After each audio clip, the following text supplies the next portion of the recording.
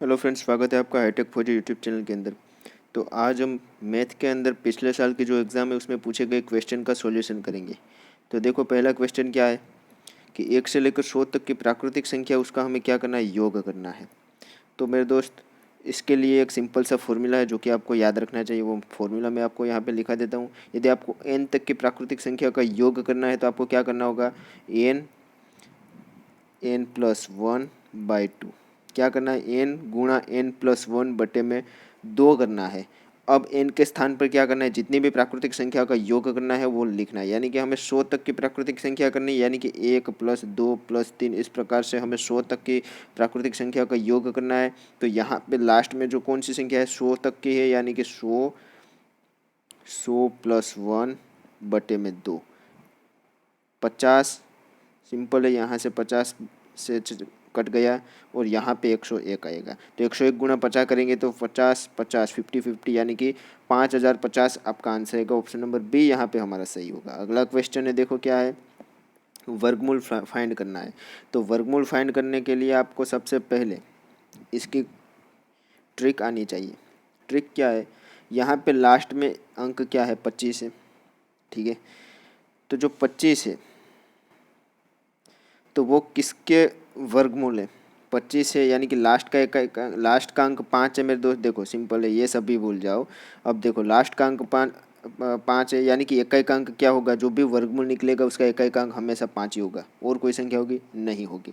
अब देखो कि 1806 है, वो किसके वर्ग के करीब है, वो किसके वर्ग के करीब है, ये आपको फाइंड करना है।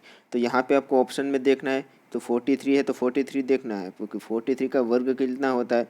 तो 43 का वर्ग करने की इसका ट्रिक है, कोई भी दो संख्या का वर्ग करने की एक ट्रिक आपको बताता हूँ, उसके बाद मैं नहीं बताऊँगा। देखो, पहले 4 का वर्ग करना है तो 16 होगा, फिर उसके पास में लिखना है 3 का वर्ग जो कि 9 होगा, तो 0 9 करके लिखना है।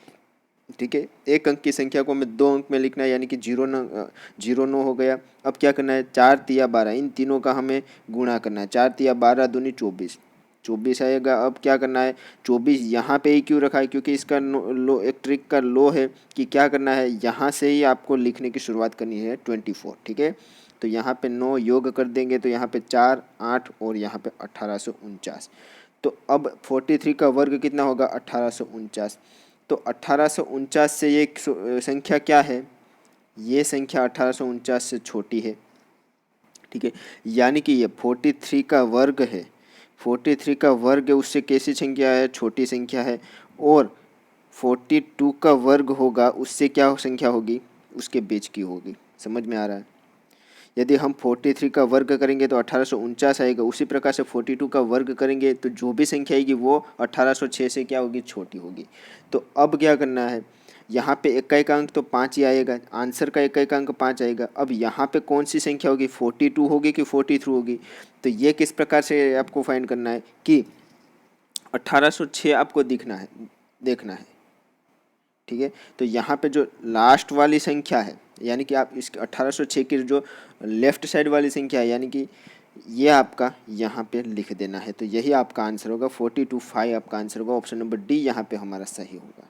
ठीक है, आगे बढ़ते हैं। देखो, अगला क्वेश्चन है, तो इस संख्या का हमें घनमूल निकालना है। 512 का घनमूल निकालना एकदम आसान है। यदि आपको 1 से लेकर 10 तक की संख्याओं का घन आपको आता होगा तो आपको पता होगा 8 का घन कितना होता है, 512 होता है। ठीक है, तो ऑप्शन नंबर डी यहाँ पे हमारा सही होगा। अगला क्वेश्चन है, 51 का वर्ग, इनमें से 49 का वर्ग घटाना है।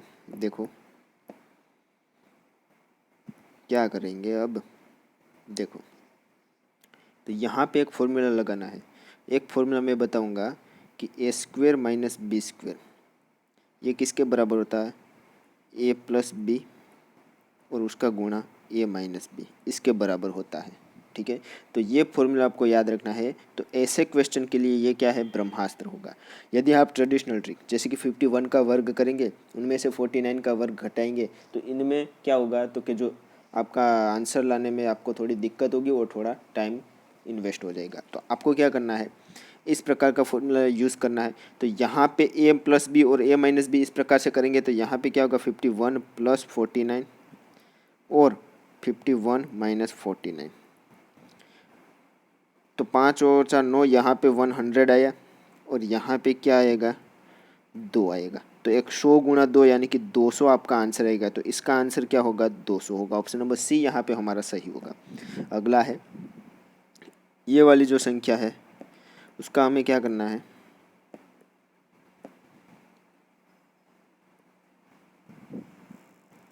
तो इसका हमें वर्गमूल निकालना है। देखो तो सबसे पहले लास्ट के 2 अंक निकाल लेने हैं। उसके बाद संख्या कौन सी बची है 3696। तो इसका हम बाद में देखेंगे। सबसे पहले इकाई अंक क्या है, यहाँ पे इकाई अंक 4 है। तो यहाँ पे जो आंसर होगा उसका 2 इकाई का अंक, उसमें 2 तरीके से आ सकते, या तो उसके इकाई का अंक 2 होगा या फिर उसका इकाई का अंक 8 होगा। तो ऑप्शन में चेक करना है 8 वाले कितने हैं। तो 8 वाले यहाँ पे 3 है, 1 2 और 3। सॉरी ये नहीं है, ये तीनों ए सी और डी 8 वाले हैं। ये 4 वाला ऑप्शन तो नहीं हो सकता। तो अब क्या करना है, यहाँ से 3696 है। तो 3696 आपको दिखाई दे रहा होगा कि वो किसके करीब है, 60 का वर्ग करेंगे तो क्या आएगा 3696 आएगा। ठीक, सॉरी 3600 आएगा। क्या आएगा 3600। तो यहाँ से सिंपल आपको पता चलेगा यदि हम 60 का वर्ग करेंगे तभी तो ये संख्या के उसके करीब होगी। तो ऑप्शन नंबर ए यहाँ पे हमारा सही होगा। या यदि यहाँ पे ऑप्शन में एक और चीज़ होती 61 होता 62 होता तो फिर हम क्या करते आगे बढ़ते। लेकिन यहाँ पे 60 है 90 है और 70 है। तो इन सभी का वर्ग करेंगे तो ये वाली जो संख्या उसके करीब आएगा ही नहीं। इसलिए यहाँ से डायरेक्ट हमें कंसीडर कर लेना है। ठीक है, तो ऑप्शन से ही आपको कंसीडर कर लेना होगा क्या आंसर होगा। ऑप्शन नंबर ए यहाँ पे हमारा सही होगा। आगे बढ़ते हैं। देखो क्या है 392 बटे में मान लो कि x है, अंडर रूट के अंडर x है और ये 28 है। तो अब क्या होगा, तो 28 से ट्राई करते चले जाता है। यहाँ पे 28 से चला जाएगा, 28 एक कम 28 और यहाँ पे आएगा 28 दूनी 36, नहीं सॉरी 28 से कम 28, बचेगा क्या 11 बचेगा। तो 112 है। फिर हमें 112 को 28 से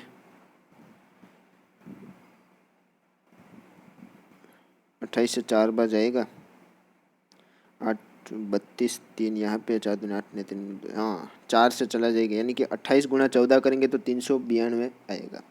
अब अंडर रूट के अंदर x इज इक्वल टू 14 इस प्रकार से लिख सकते हैं। तो दोनों साइड हम क्या करेंगे वर्ग करेंगे। दोनों साइड वर्ग करेंगे तो यहाँ पे वर्गमूल निकल जाएगा और x ही बचेगा। और 14 का स्क्वायर कितना होगा 196। ऑप्शन नंबर डी यहाँ पे हमारा सही होगा। आगे बढ़ते हैं। देखो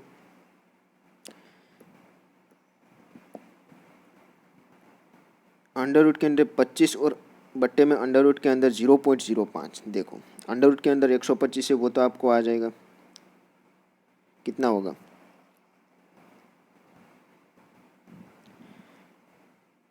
ये नहीं पता हमें।